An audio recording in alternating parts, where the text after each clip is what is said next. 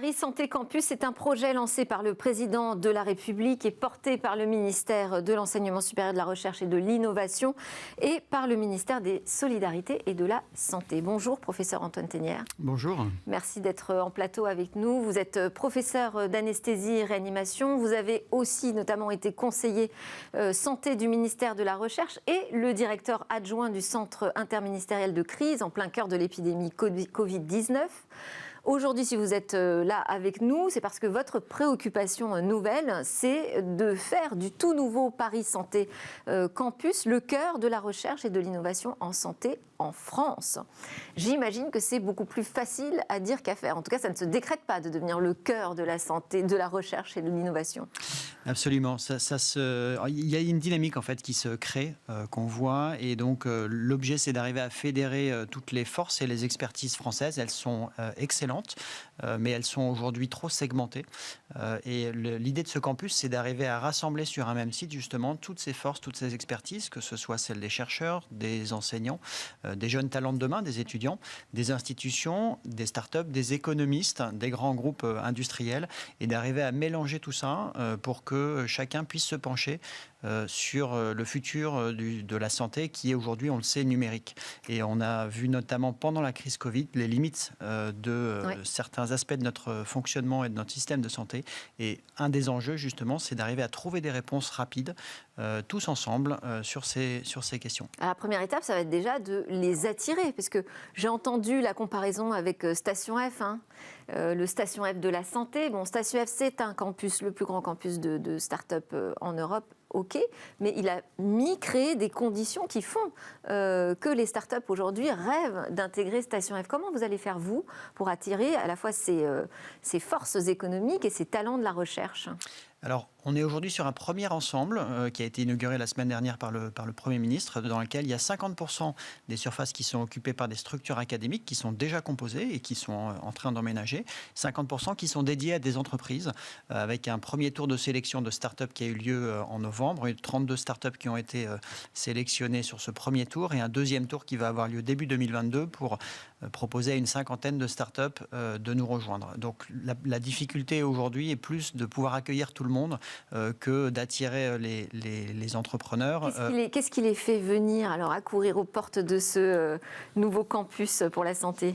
La richesse de ce campus, c'est son caractère unique au monde, c'est-à-dire la jonction entre un cœur d'expertise de recherche absolument exceptionnel, qui est représenté par 5 grandes institutions françaises, la présence également d'acteurs de régulation et d'acteurs institutionnels, le Health Data Hub pour l'accès aux données, l'Agence du numérique en santé, et évidemment le lien avec les deux ministères santé et recherche, qui sont finalement les points de rencontre ou les points d'accès que les entrepreneurs cherchent, parfois avec difficulté parce que les acronymes sont compliqués, qu'il y a beaucoup d'acteurs qui ne sont pas forcément toujours très simples à comprendre pour justement les startups. Et le fait d'avoir tout sur site, à disposition. Ça peut faciliter les mises sur le marché d'innovation, ça peut accélérer. C'est tout l'enjeu. Tout l'enjeu. À la fois, à chacun des stades de développement de ces startups, on aura des solutions à proposer. C'est-à-dire poser les bonnes problématiques quand on est au tout départ, parce que parfois ce n'est pas le cas. Arriver à trouver les bons modèles pour proposer une innovation, parce que parfois on a besoin de lanternes quand c'est un petit peu sombre. Et puis effectivement, une fois qu'on a quelque chose qui est développé, eh bien, arriver à comprendre l'accès au marché, le simplifier, le raccourcir avec les bonnes études de validation, parce que la santé est un secteur qui est régulé et qui nécessite un certain nombre de règles d'accès justement sur le marché. Et dont les process sont parfois tellement lourds que finalement les innovations se font homologuer, valider à l'étranger. Alors, il y a un certain nombre de processus qui sont nécessaires pour garantir la sécurité, parce que derrière, nous sommes tous patients et donc tous concernés. L'enjeu, c'est d'arriver à faciliter l'innovation et à garantir la qualité et l'évaluation de ces produits-là. Et donc, c'est tout le travail qu'on aura à faire en lien avec les startups, notamment sur les outils numériques, pour comprendre que l'accès au marché d'une application n'est pas tout à fait celle d'un médicament, par exemple, et de voir comment est-ce qu'on peut simplifier et faciliter justement ces accès au marché, donner les meilleures chances aux startups, les accompagner à grandir et puis ensuite se porter à l'international. Gros défi. Quelle est, vous, votre approche de l'innovation en matière de e-santé? Vous avez cofondé, dirigé le premier département universitaire français qui est consacré à la simulation en santé, iLumens. Donc, c'est une problématique que vous connaissez très bien. Quelle est votre approche, vous, personnelle, en matière d'innovation en santé? Alors, ce qui est intéressant, c'est que la façon dont je conçois l'innovation, c'est qu'elle est transversale. Elle peut être technologique, mais elle doit être aussi organisationnelle. Et que parfois, finalement, le meilleur bénéfice n'est pas forcément dans l'algorithme le plus poussé ou le plus complexe d'intelligence artificielle, mais sur des choses qui sont très simples. Et donc, c'est avec cette vision transversale qu'on essaye d'accompagner l'innovation. Il y a à la fois des problématiques de progrès ou d'amélioration d'un certain nombre de systèmes, mais il y a aussi des problématiques très pratiques et très quotidiennes qu'on voit malheureusement aujourd'hui dans notre système de santé qui est mis à rude épreuve, qui peuvent être des éléments aussi avec des applications simples ou des services simples qui rendent beaucoup de services pour faciliter son fonctionnement au quotidien. Donc, c'est vraiment cette vision transversale et cette simplicité qu'on va essayer d'accompagner. Et l'enjeu, c'est non seulement la santé des Français, mais c'est aussi un enjeu de souveraineté sur les données de santé des Français. Donc, vous l'avez dit, au sein de ce campus, on va retrouver le Health Data Hub. C'est une pierre essentielle à l'édifice, puisque c'est c'est un trésor de data en fait sur la santé des Français. Mais pour l'instant, le projet est quand même parti un peu du mauvais pied. Comment est-ce que vous allez réussir à vraiment lui donner son coup d'envoi ? Alors, je ne sais pas si le projet est parti du mauvais pied.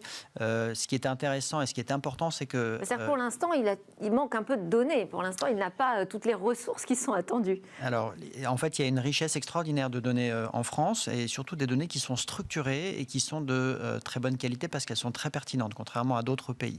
La difficulté, c'est surtout l'accès à ces données. Mais les données, on les a et il faut qu'on arrive justement à les valoriser, à les exploiter pour améliorer notre compréhension du système de santé et puis pouvoir proposer justement des innovations.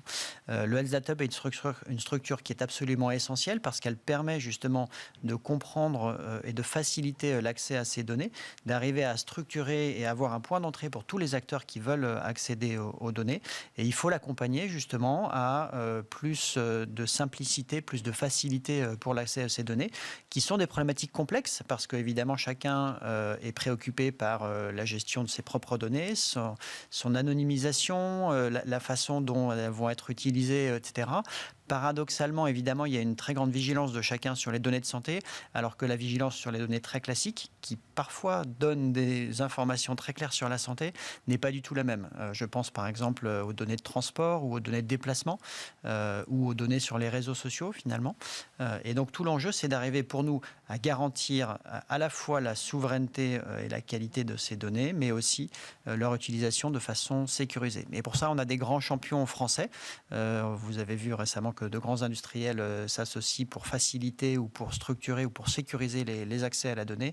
C'est cet écosystème justement qui sera pertinent dans le cadre de Paris Santé Campus pour résoudre ces questions. Vous allez travailler vraiment à fond là-dessus, sur cette question de souveraineté nationale ou européenne, avec des choix de prestataires plutôt nationaux ou européens ?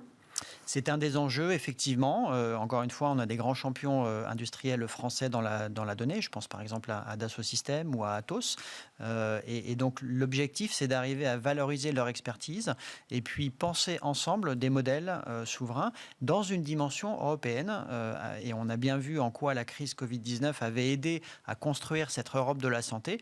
L'exemple de la coordination sur les vaccins et les réponses aux crises sanitaires est un premier élément. Et l'objectif, justement, c'est que le numérique en santé puisse se penser à l'échelle européenne. Merci beaucoup, professeur Antoine Tenière, donc directeur général du nouveau Paris Santé Campus, pour ces explications. On vous souhaite surtout bon courage, parce que les défis sont majeurs en matière de santé pour la santé de demain. La suite, c'est une installation en 2028 au Val-de-Grâce, une adresse symbolique, donc l'ancien hôpital d'instruction des armées. À suivre dans Smart Tech, on enchaîne avec notre talk. On va parler de l'obsolescence logicielle qui est désormais dans la ligne de mire.